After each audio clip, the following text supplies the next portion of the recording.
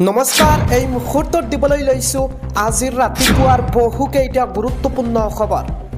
আজি হৈছে 28 ছেপ্টেম্বৰ আৰু এই ধৰণৰ খবৰসমূহ নিতৌ চাবৰ বাবে চেনেলটো ছাবস্ক্ৰাইব কৰি ভিডিঅ'টোত এটাকৈ লাইক কৰি দিব। তেন্তে আহক দৰ্শকসকল ৰাতিপুৱাৰ খবৰকেইটা আৰম্ভ কৰোঁ।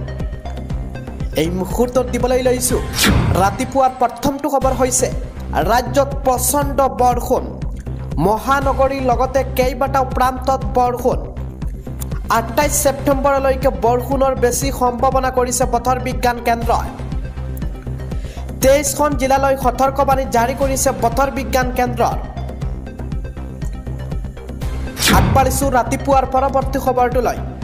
মছজিদ মাদ্ৰাছাত চলিল প্ৰশাসনৰ বুলডজাৰ। গোৱালপাৰাত বৃহৎ উচ্ছেদ অভিযান চলালে প্ৰশাসনে। প্ৰশাসনৰ হাতুৰাৰ পৰা ৰক্ষা নপৰিল ঈদগাহ, মছজিদ, মাদ্ৰাছা। লক্ষীপুৰৰ বান্দ্ৰমাতা সংৰক্ষিত বনাঞ্চলত চলিছে এই বৃহৎ উচ্ছেদ অভিযান। 55 হেক্টৰ ভূমি বেদখল মুক্ত কৰিব প্ৰশাসনে। 200টা পৰিয়ালক উচ্ছেদ কৰাৰ লক্ষ্য কৰিছে প্ৰশাসনৰ। আগবাঢ়িছোঁ ৰাতিপুৱাৰ পৰৱৰ্তী খবৰটোলৈ। ই ৰিক্সাক লৈ আহি গ'ল ডাঙৰ খবৰ। এতিয়াৰ পৰা য'তে ত'তে ৰখাব নোৱাৰিব ই ৰিক্সাসমূহ। তিনিআলি চাৰিআলিত মন গ'লেই ৰখাব নোৱাৰিব ই ৰিক্সা।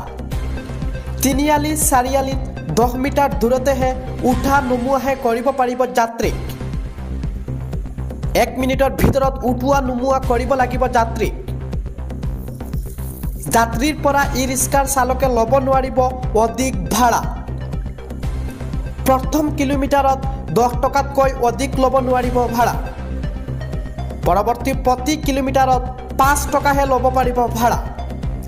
কোনো ধৰণৰ নিচাজাতীয় দ্ৰব্য সেৱন কৰিব নোৱাৰিব ই ৰিক্সাৰ চালকসকলে। নিচাজাতীয় দ্ৰব্য সেৱন কৰিলে চলাব নোৱাৰিব বাহনসমূহ। 5 জনকৈও অধিক যাত্ৰী কঢ়িয়াব নোৱাৰিব ই ৰিক্সাত। চালকৰ কাষত বহুৱাব নোৱাৰিব অন্য যাত্ৰীক। নোয়াগাঁও জিলাৰ পৌৰসভাই ই ৰিক্সাক লৈ বান্ধি দিছে বহুকেইটা নিয়ম। আৰু যদি এই নিয়ম নামানে তেন্তে বিপদত পৰিব ই ৰিক্সাৰ চালক অথবা মালিক। আন জিলাতো এই নিয়ম প্ৰযোজ্য হোৱাৰ বেছি সম্ভাৱনা আছে। আগবাঢ়িছোঁ ৰাতিপুৱাৰ পৰৱৰ্তী খবৰটোলৈ। পুনৰ মিয়া শ্ৰমিকক উজনিলৈ যোৱাত বাধা। সংখ্যালঘু সংগঠনে উভতাই পঠিয়ালে মিয়া শ্ৰমিকক। নৈশ বাছ ৰখাই মিয়া শ্ৰমিকক উজনিলৈ যোৱাত বাধা প্ৰদান। উত্তৰ পূব সংখ্যালঘু ছাত্ৰ সন্থাই উভতাই পঠিয়াইছে শতাধিক শ্ৰমিকক। নোয়াগাঁৱৰ পিছত এইবাৰ শোণিতপুৰত মিয়া শ্ৰমিকক উজনিলৈ যোৱাৰ বাধা প্ৰদান কৰিছে। নেমচুৰ সদস্যই নামনি অসমলৈ উভতুৱাই পঠাইছে মিয়া শ্ৰমিকসকলক। চিৰাজুলিৰ পৰা শতাধিক শ্ৰমিকক উভতাই পঠিয়ালে ধুবুৰীলৈ। আইন শৃংখলাই দোহাই দি শ্ৰমিকসকলক উজনিলৈ যোৱাত বাধা কৰিছে নেমচুৰ। আগবাঢ়িছোঁ ৰাতিপুৱাৰ পৰৱৰ্তী খবৰটোলৈ। এই মুহূৰ্তত দিবলৈ লৈছোঁ এটা বিগ নিউজ। আজি কচুতলি উচ্ছেদৰ ৪ৰ্থটো দিন। ৪ৰ্থ দিনাই প্ৰায় ৩০০ৰো অধিক বেদখলকাৰীৰ বাসগৃহত চলিল বুলডজাৰ। সাময়িকভাৱে আজিৰ পৰা স্থগিত ৰখা হৈছে কচুতলিৰ এই উচ্ছেদ। ৪ৰ্থ দিনালৈকে প্ৰায় 1000 অধিক বাসগৃহত উচ্ছেদ চলাইছে আৰক্ষী প্ৰশাসনে। আগবাঢ়িছোঁ ৰাতিপুৱাৰ পৰৱৰ্তী খবৰটোলৈ। পানীত ডুবি ৪৬ গৰাকী লোকৰ মৃত্যু। মৃতকৰ ভিতৰত আছে ৩৭টা শিশু। বৰ্তমানেও সন্ধানহীন হৈ আছে 3টাকৈ শিশু। জীৱিত পুত্ৰিকা উৎসৱৰ সময়ত সংঘটিত হয় এই ঘটনা। এই মৰ্মান্তিক ঘটনা বিহাৰৰ। ৰাজ্যখনৰ ভিন্ন স্থানত বৃহস্পতিবাৰে সংঘটিত হৈছে এই ভয়ংকৰ ঘটনা।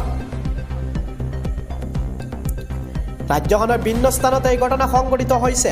সৰ্বমুঠ 15খন জিলাৰ ভিন্ন স্থানত পানীত ডুবি শিশুৰ মৃত্যু হৈছে।